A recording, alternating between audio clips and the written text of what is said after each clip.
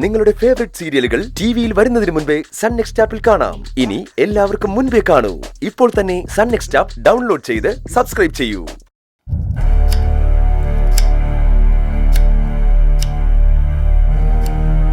അത് ശരി, രണ്ടും കൂടി അടുക്കള കയ്യേറിയിരിക്കുകയാണല്ലേ. നീ ഇതിനകത്ത് കയറിയത് ഞാൻ സഹിക്കും. ഇവരെ എന്തിനാ പിടിച്ച് കയറ്റിയത്? അത് ശരി, അമ്മയല്ലേ പറഞ്ഞത് ചേച്ചിക്കുള്ളത് ഞാനോ ചേച്ചി ഉണ്ടാക്കണമെന്ന്. അതിനിങ്ങനെയാണോ ചെയ്യേണ്ടത്? പിന്നെ എങ്ങനെ ചെയ്യണം? ഞങ്ങളുടെ കയ്യിൽ അക്ഷയപാത്രമൊന്നുമില്ല ഉണ്ടാക്കാത്ത ഭക്ഷണം ശൂന്യതെന്ന് വരുത്താൻ. ഇനി അമ്മ ഞങ്ങൾക്ക് വേണ്ടി ബുദ്ധിമുട്ടൊന്നുമില്ല. ഞങ്ങൾക്ക് വേണ്ടത് ഞങ്ങൾ തന്നെ ഉണ്ടാക്കിക്കോളാം.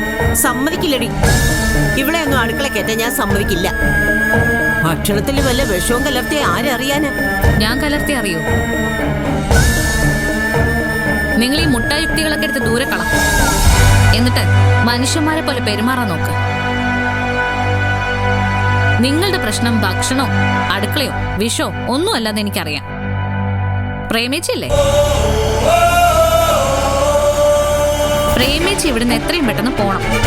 അതിന് എന്ത് ചെയ്താലും കുറ്റം എന്ന മട്ടില അമ്മ നടക്കുന്നത്. അതെ, അത് തന്നെയാ ലക്ഷ്യം. അച്ഛനെ പറ്റിച്ച് വീട് സ്വന്തമാക്കിയെങ്കിലും എന്റെയും കൂടി അധ്വാനം കൊണ്ട് ഉണ്ടാക്കിയതാ ഈ വീട്. ഇത് കണ്ട വഴിപോക്കർക്ക് കയറി നിരങ്ങാനുള്ളതല്ല. ഞാൻ ജീവിച്ചിരിക്കുമ്പോ അത് സമ്മതിക്കില്ല. എങ്കിലേ ആദ്യം അവനെ ഇറക്കി വിടും, ആ ജയിലിൽ കിടന്നവനെ. സ്വാതന്ത്ര്യ സമരത്തിൽ പങ്കെടുത്തിട്ടൊന്നും അല്ലല്ലോ അവൻ ജയിലിൽ പോയത്. പച്ച മനുഷ്യരെ പച്ചയ്ക്ക് കൊന്നിട്ടല്ലേ. അതൊന്നും പ്രേമിച്ച് ചെയ്തിട്ടില്ലല്ലോ.